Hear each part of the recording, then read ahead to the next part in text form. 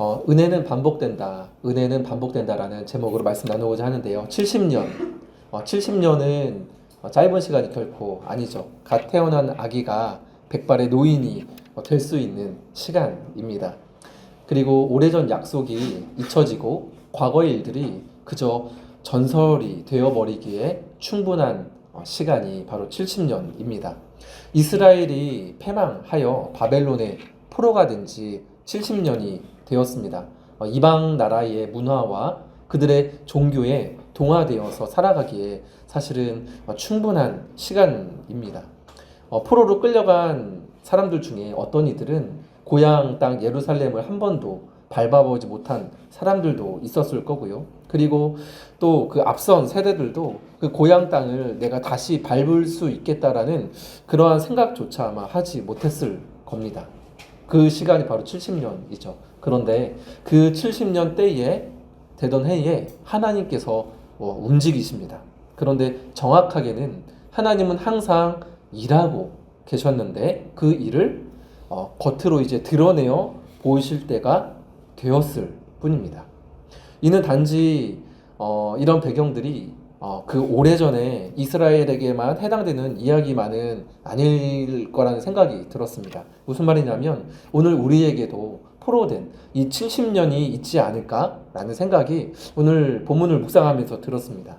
분명 내가 은혜로 정말 그 하나님을 알게 되고 구원을 이제 받았는데 알게 모르게 나도 그 구원의 감격이나 하나님과의 그 교제, 그 깊은 만남에서 나도 모르게 멀어져 버리게 되는 거죠.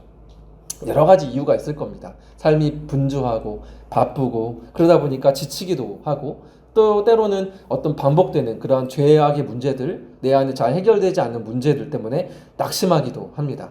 때로는 과거에 있었던 어떠한 사건들, 그 사건들 가운데에 얽혀있는 사람들에게 받았던 마음의 상처들도 쉽게 회복이 되지 않기도 하죠.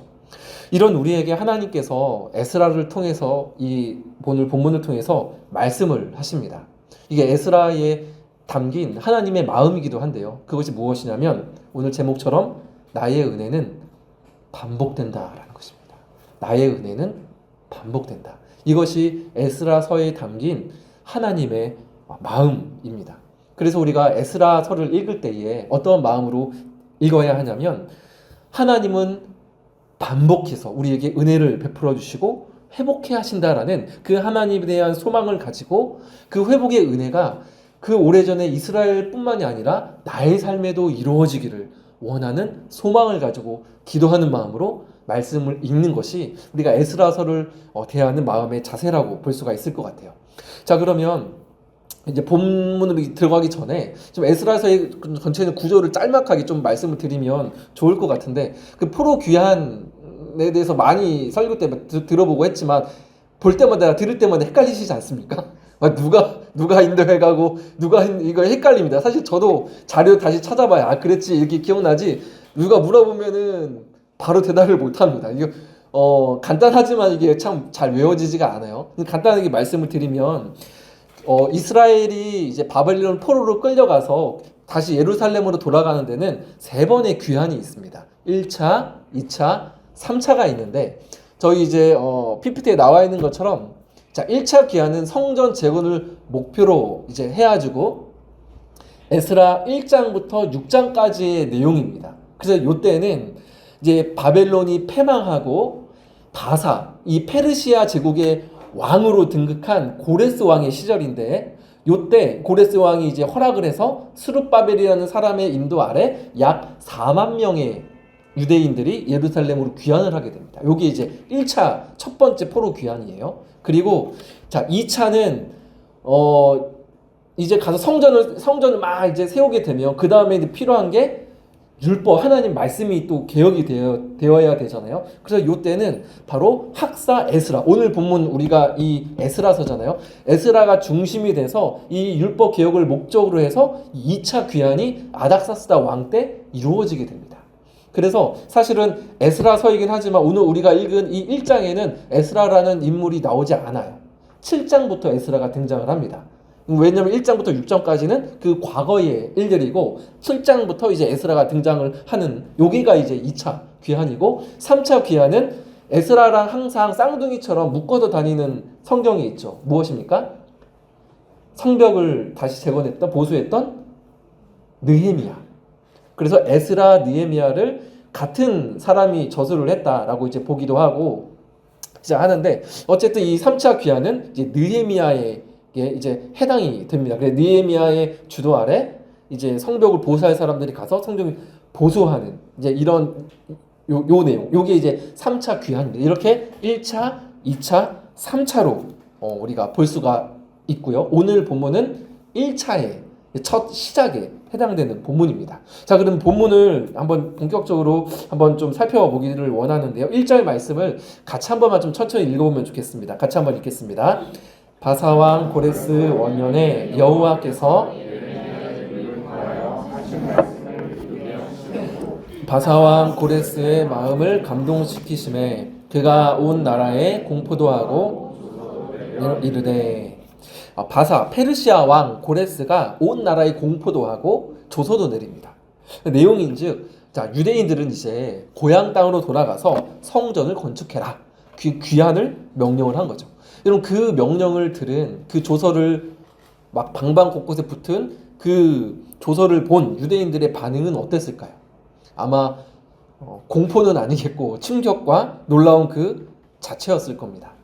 1절 말씀은 이 시기를 고레스 원년이다 라고 말을 하는데, 이는 고레스가 처음으로 왕에 등극한 해를 말을 하는 것이 이제 아니라 고레스가 그 고대 근동지방을 이제 통폐합을 하게 되거든요. 거대 제국을 이루게 되는데, 그러면서 이제 그 거대 제국의 왕으로 등극을 한 첫 해를 말을 합니다. 그러니까 유대인들 입장에서는 이제 왕이 바벨론에서 바사로 넘어가면서 자신들의 왕이 바뀌게 되는, 근데 바뀌었는데 고레스가 왕이잖아요. 이 해를 이제 원년이라고 이제 합니다. 이 고레스 왕 전에는 말씀드렸던 것처럼 바벨론이 이 패권을 잡고 이스라엘도 이 바벨론이 침략해서 패망하게 됐죠. 이스라엘은. 근데 바벨론은 이 정복한 나라에 어떤 정복을 하면 특징이 포로를 끌고 자신의 이 수도 중심으로 데리고 왔습니다. 그 일본도 사실은 우리나라 사람들을 이렇게 종사하면서 포로 삼아서 끌고 가지 않았습니까? 여러분, 왜 그렇게 전쟁해서 승리한 국가 나라가 그 포로된 사람들을 자신의 어떤 민족의 중심지로 데리고 왔을까요? 아예 몰살시키기도 하고, 문화적으로도 아예 그 사람들을 완전히 정복하기 위함도 있고, 반란을 아예 하지 못하도록. 그래서 우리 수도 곁에 두는 거죠. 왜냐면 멀리 떨어져 두면 반란을 일으키기 때문에 바벨론 같은 경우에는 전쟁을 해서 이기면 끌고 왔습니다. 이때 끌려간 대표적인 세 글자 인물 누구죠? 하루에 3번 창문을 열고 기도했던 다니엘이 이때 이제 포로로 끌려오기도 했죠. 그런데 이 고레스는 좀 달랐습니다. 자기가 통폐합을 탁 하고 정말 거대 제국을 이루고 보니까 이 주변에 너무 많은 사람들이 있고 관리하기가 너무 복잡해지고 어려워지게 되는 거죠. 그리고 워낙에 땅덩어리가 넓으니까 어떻게 이거를 관리해야 될지도 잘 모르겠고요. 그래서 어떤 정책을 피냐면, 나는 관대하다라는 취지의 정책을 펴니다. 너희들 다 고향 땅으로 돌아가라. 그리고 가서 너희들의 성전을 짓고 너희들이 섬기는 신을 섬겨라. 나는 관대하다. 얼마나 이 선진적인 그 정책 아닙니까?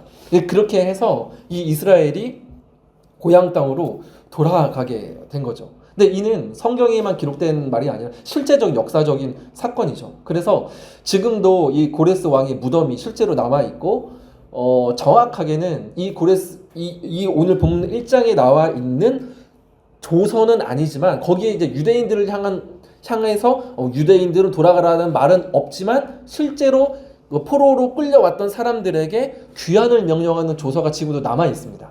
그리고 페이지 한번 넘겨주시겠어요?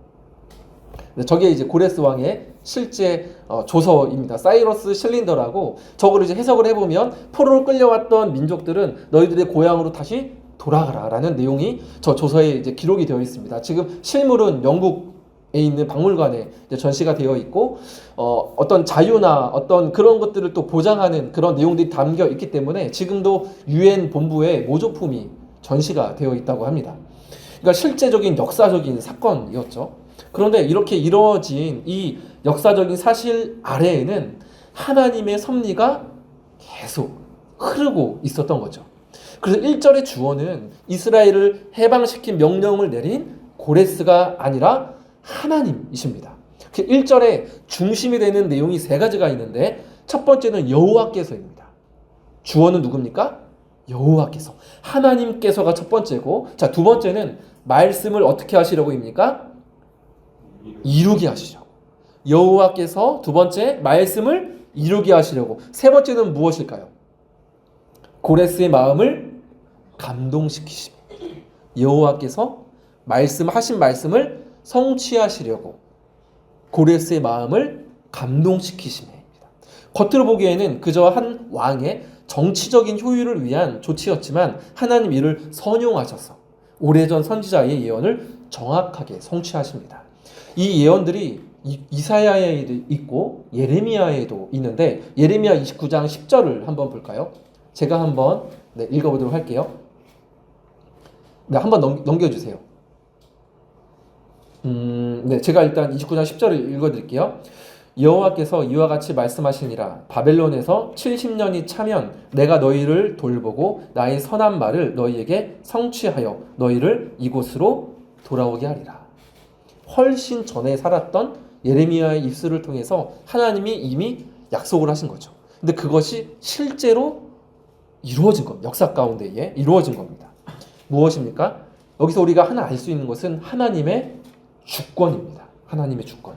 하나님께서는 우리의 실패와 죄악까지도 당신의 선하신 뜻을 위해서 얼마든지 선용하실 수 있습니다. 물론 내가 하나님 앞에 또 죄를 범하거나 내가 잘못한 부분에 있어서는 스스로 그 대가를 우리가 겪게 되기도 하지만 분명한 것은 이 나약하고 때로는 너무나도 실수투성이인 나를 통해서도 하나님은 얼마든지 일을 하실 수 있다라는 것입니다. 여러분 이 사실을 믿으십니까? 예수님의 조상들 중에 얼마나 많은 죄악들과 실패와 부정한 사람들이 있었습니까? 그죠?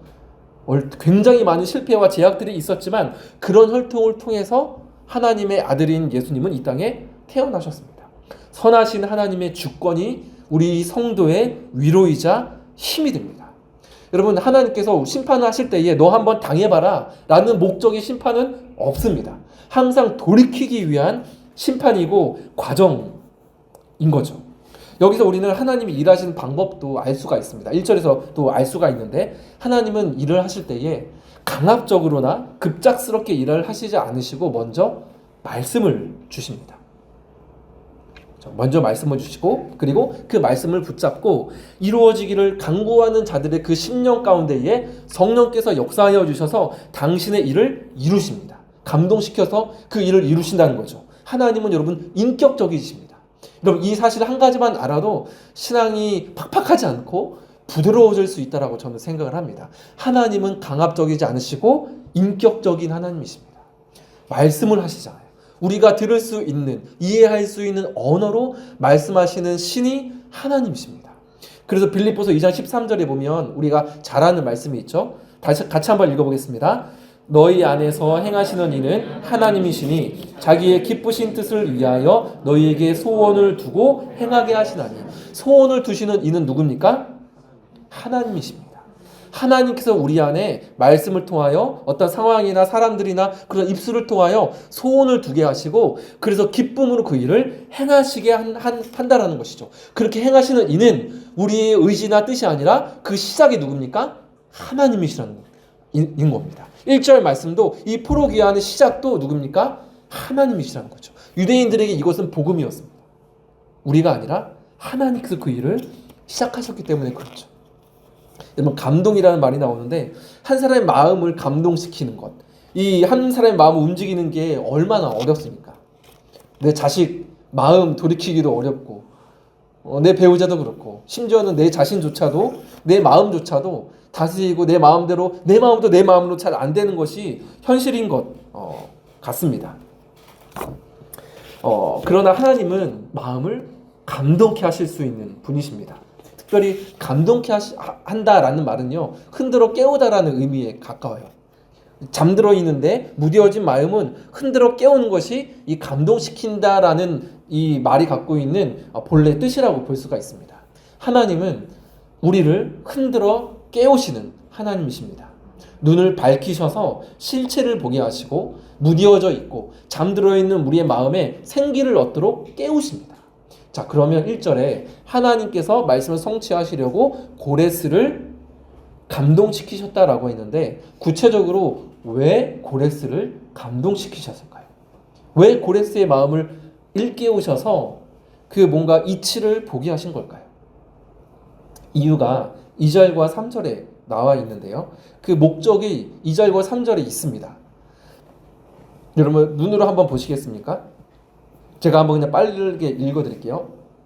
바사왕 고레스는 말하노니 하늘의 하나님 여호와께서 세상 모든 나라를 내게 주셨고 나에게 명령하사 유다 예루살렘의 성전을 건축하라 하셨나니 이스라엘의 하나님은 참 신이시라. 너희 중에 그의 백성 된 자는 다 유다 예루살렘으로 올라가서 이스라엘 하나님 여호와의 성전을 건축하라. 그는 예루살렘에 계신 하나님이시라. 하나님 향한 고백도 있는데 2절과 3절에 목적이 똑같이 나와 있는 게 한 가지가 있죠. 무엇입니까? 성전을 건축하라입니다. 2절에도 나오고요. 3절에도 나오고 4절에도 나오고 5절에도 나옵니다. 성전을 건축하라. 이거였습니다. 단순하게 건물 하나 짓는 게 아니었죠. 성전은 이스라엘 백성들에게 정신적인 마음의 집과 같은 곳이죠. 거기에서 어떤 일이 일어납니까? 하나님의 임재를 경험을 하는 거죠. 예배를 드리는 겁니다. 내 영혼의 아버지와 만나는 자리가 성전이죠. 그 하나님 안에 거할 때 그것이 곧 우리 사람의 무엇입니까? 생명입니다. 그렇죠? 하나님을 예배하는 것, 교제하는 것, 그 안에 거하는 것이 생명이죠. 에덴 동산이 어떻게 보면 성전의 원형이었잖아요. 거기서 쫓겨나서 하나님을 잃어버리고 생명을 잃어버리게 된 거죠. 그러면 성전 안에 하나님이 임재하시고 그 안에 우리가 가서 하나님을 예배한다는 것은 무엇입니까? 생명의 회복을 의미를 하게 되는 것이죠. 하나님의 비전, 하나님의 목적은 늘 생명을 얻게 하되 더 풍성히 얻게 하시는 것에 있는 줄 믿습니다. 다른 것이 아니라 생명을 더 풍성히 얻게 하는 것이 하나님의 우리를 향한 뜻이죠. 그래서 우리가 소망하는 마음으로 말씀을 읽고 기도할 때 성령님은 반드시 감동을 주시는데 이 감동은 결국 누군가를 사랑하고 살리는 것과 연결이 됩니다. 한 번도 그러지 않은 적이 제 경험에 의하면 없어요. 전부 다 누군가를 살리고 세우는 것과 다 연결이 됩니다. 사도행전에도 보면 그 복음을 전하는 여러 전도자들의 마음이 성령 하나님께 감동되어서 다양한 사람들을 만나게 되지 않습니까? 다양한 사람들을 만나게 되는데 결국에는 왜 만나게 됩니까? 사도 바울이나 이 사람들이 결국에는 그 사람을 회복시키기 위해서 성령께서 감동을 주시고 이끌지 않습니까? 믿는 모든 자들은 우리 안에 여러분 성령님이 계십니다. 믿는 자에게 내주하신다고 하나님은 약속하셨습니다. 그렇다고 한다면 반드시 우리 믿는 자들에게 우리가 기도나 말씀이나 어떤 상황이나 심지어는 성경에 보면 나귀를 통해서도 말씀하시지 않습니까? 사람을 통해서도 우리의 심령을 흔들어 깨우시는 하나님의 역사가 우리 믿는 자들에게는 분명히 있습니다. 물론 모든 것이 다 그렇지 않기에 우리가 이것이 하나님의 인도하심 맞나 감동하심 맞나 분별해야 하겠지만 더 중요한 것은 무엇이냐면 그 감동하셨을 때에 중요한 건 내가 그 감동에 순종하는가 순종하지 않는가가 여러분 더 중요합니다. 제 개인적으로는 기도할 때에 가장 많이 그런 내적인 감동을 받습니다. 사람마다 차이가 분명 있습니다. 근데 저는 개인적으로는 기도할 때 그런 감동을 많이 받기 때문에 저는 이제 그래서 기도를 강조하는 것이고 그래서 기도의 자리를 지킬 수밖에 없는 것인데 어떨 때는 그 감동이 주어졌을 때 순종을 합니다. 그러나 어쩔 때는 바로 행함으로 옮기지 못할 때도 꽤 있습니다. 그런데 그러면 그렇게 되면 여러분 어떻게 됩니까? 감동을 받았는데 바로 내가 순종을 하지 못하면 그 감동이 어떻게 돼요? 시간이 지나면 금세 잊혀져 버립니다. 그리고 시간이 그냥 지나가 버립니다. 그런데 시간이 지난 후에 왜 그런 마음이 들었는지 알게 됩니다. 그런 경험 여러분 하신 적 있지 않으신가요? 저는 알게 됩니다. 그러면 이제 후회되죠. 그때 순종할 걸. 그때 내가 그냥 바로 움직일 걸. 그리고 이 일들은 모두 하나도 예외 없이 누군가를 섬기고 사랑하는 일이었습니다. 장애인 사역을 하시는 한 목사님이 계신데요. 제가 직접적으로 아는 분은 아닌데 이제 쓰시는 글들로 이제 살아가시는 이야기와 사역들을 종종 이제 접하고 있습니다. 개인적으로 이제 제가 부러워하는 이제 목사님이신데요. 왜냐하면 주시는 그 감동에 굉장히 예민하시기도 하고 잘 순종을 참 잘하십니다. 근데 순종할 때마다 그 연결되어지고 열려지는 그 사역들이 제 가슴을 뛰게 만들기 때문에 부러워요. 최근에도 그 목사님께서 한 설교 교회 가서 이제 설교를 한 후에 이제 집에 가시려고 하는데 한 남자 어르신 성도분을 위해서 참 기도하고픈 그 감동이 이렇게 막 드셨다고 합니다. 근데 이제 워낙에 아무 말씀도 없으시고 조용하신 이제 분이신 게 느껴져서 괜히 가서 이제 이렇게 말 걸고 하면 신뢰가 될 것 같아서 그냥 이제 인사만 하고 이제 차에 오르셨는데 계속 마음에 이렇게 부담이 되어서 도무지 안 되겠다 싶어서 내려서 그 남자 어르신께 이제 가서 혹시 기도 제목이 있으시다고 물어보셨대요. 그랬더니 사람으로서는 이제 감당하지 못할 정도의 어려움을 이제 겪으셨던 어르신이었다고 합니다. 그래서 같이 있던 성도분과 그 목사님과 같이 이제 몸에 이제 어깨도 얹고 하면서 같이 이제 막 기도를 했는데 이제 어르신께서 눈물을 펑펑 흘리시면서 막 기도를 이렇게 또 같이 하셨다고 합니다. 여러분 이것이 하나님의 크신 위로하심이었던 거죠. 여러분 이러한 감동에 순종할 때 일어나는 열려지는 이 역사들이 믿는 우리들의 보람이고 여러분 기쁨이 아니겠습니까? 여기에서 우리가 보람을 누리고 기뻐해야 또 살아가는 또 신앙생활을 하는 또 맛을 우리가 여기서 누릴 수가 있는 겁니다. 감동이 될 때에 즉시 가능하면 즉시 시간이 지나면 흘러가 버리고 때를 놓치게 되어버립니다. 그러니까 즉시 또 우리가 그 감동에 한번 따라보는 것이 왜냐하면 우리 안에 성령께서 계시기 때문에 그렇습니다. 그래서 이 하나님의 감동하신 먼저는 고레스가 반응해서 조서도 내리고 공포도 하지 않습니까? 자, 뿐만이 아니라 4절을 보면요. 이 고레스가 또 무슨 말도 하냐면 백성들의 이런 말도 합니다. 야, 너희들 갖고 있는 은과 금, 그 밖에 물건과 이 짐승들로 유대인들을 도와라. 그리고 성전을 위해서 기쁘게 예물을 드리라. 이렇게까지 이제 말을 합니다. 근데 여기서 한 가지 궁금한 점이 들었습니다. 무엇이냐면 고레스는 그 엄청난 이방 땅의 왕이었잖아요. 그런데 그가 어떻게 이 하나님을 향한 지식을 갖게 됐을까요? 이게 궁금하시지 않습니까? 저만 궁금합니까? 어떻게? 이게 3절에 보면 이스라엘의 하나님은 참신이시라. 어떻게 그 이방 땅에 이스라엘과는 전혀 관계가 없는 이방 땅의 왕이 이 하나님을 향한 이 고백을 하게 된 걸까요? 일단은 이 고레스 왕은요, 유일신, 이스라엘처럼 또는 우리들처럼 유일하신 하나님을 향한 신앙을 갖고 있었다고 보기에는 어렵습니다. 이 당시에 고레스 왕은 다신교였습니다.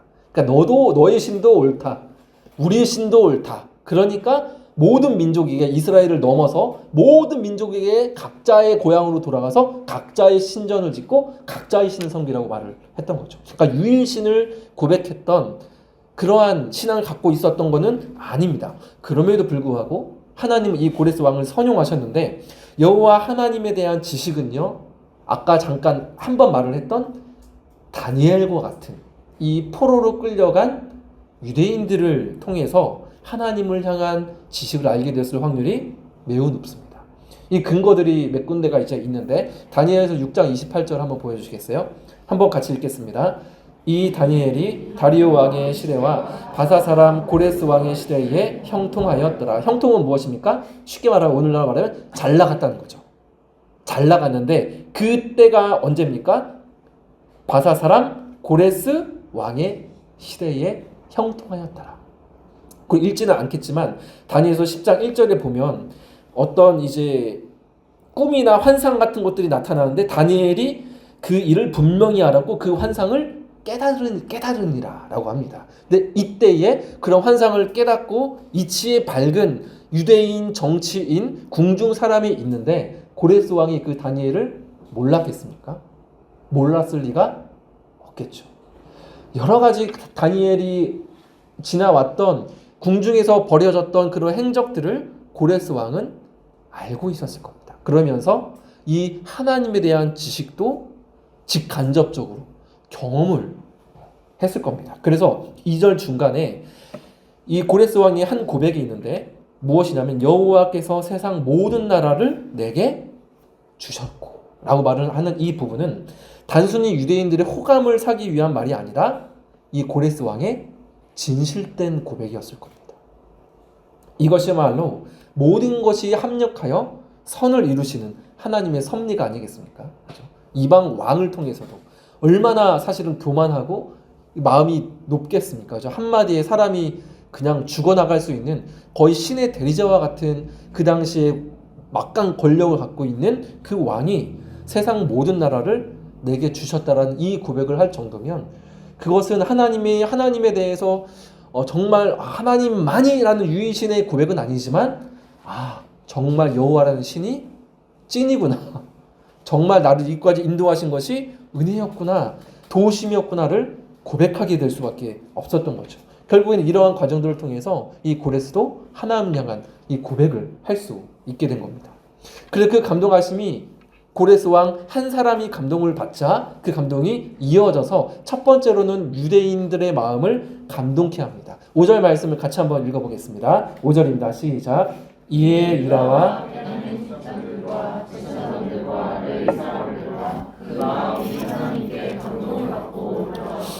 예루살렘의 여호와의 성전을 건축하자는 자가 다 일어나니 이제 유대인들도 동일하게 하나님의 감동을 받고 일어나게 됩니다. 특히 1차 기한은 지도자들 중심으로 이제 이루어지게 되는데 5절에 기록된 것처럼 족장이나 제사장, 레위인들 같은 이 지도자를 중심으로 1차 귀환을 준비를 하게 됩니다. 그리고 이 구체적인 수는 에스라 그 2장에 나오는데 약 4만 명 정도인데요. 에스더, 우리가 얼마 전에 살펴봤던 봄쯤에 잠깐 나누었던 에스더서나 그 당시 여러 가지 자료들을 근거한 학자들의 추정에 따르면 남아있는 전체 인원에 비하면 소수였을 것이라고 추정을 합니다. 그때 당시에 포로로 끌려간 유대인들이 바벨론뿐만이 아니라 인근 지역에도 많이 흩어져 있었거든요.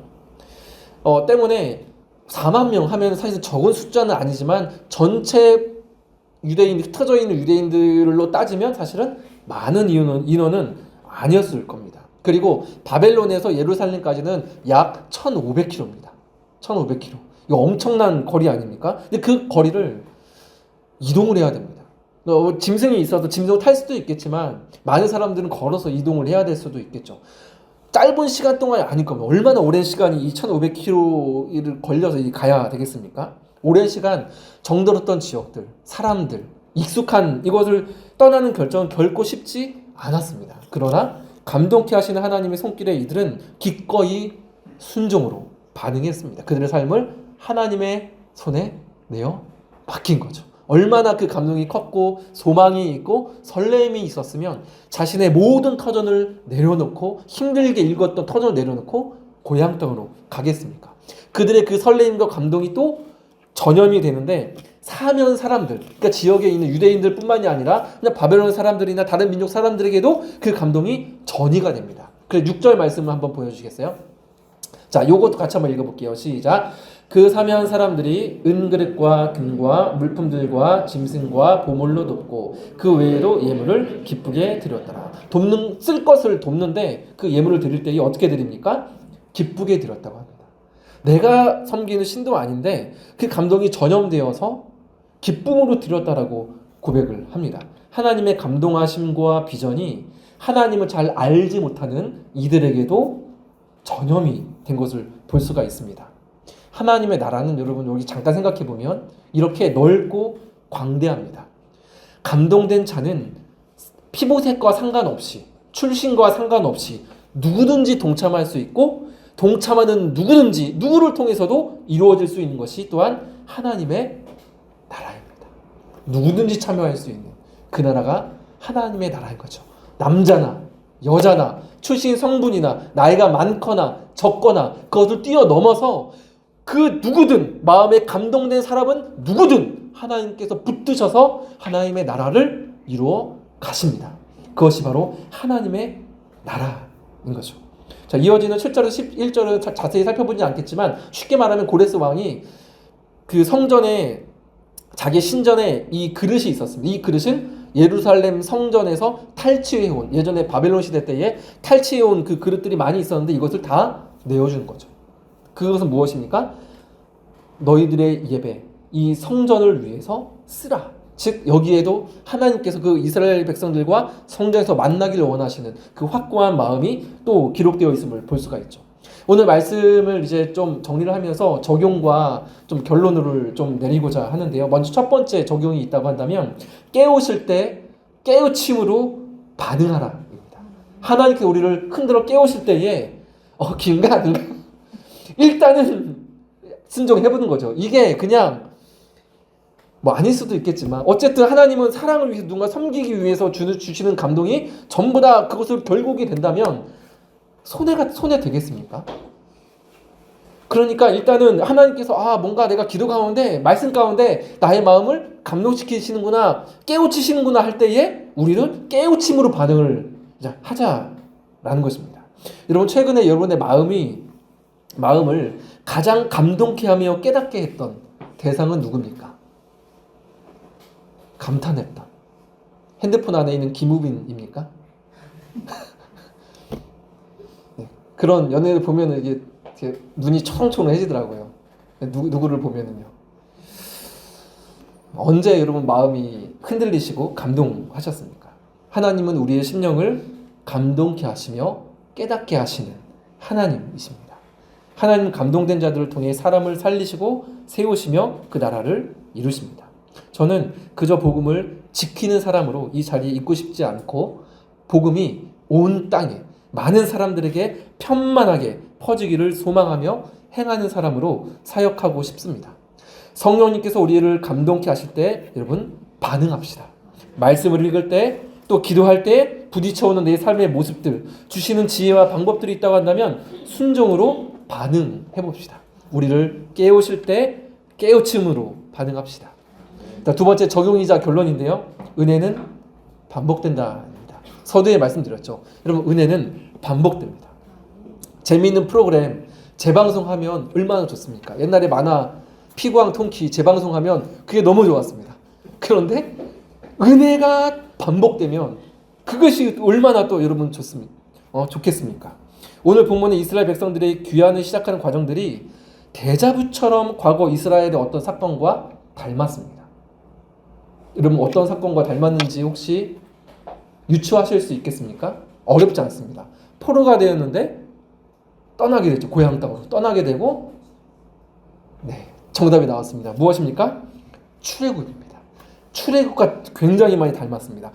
포로의 신분이 같습니다. 그리고 통치하는 나라의 왕으로부터 노임을 받았습니다. 그리고 자유를 얻어서 나갈 때에 무엇을 얻습니까?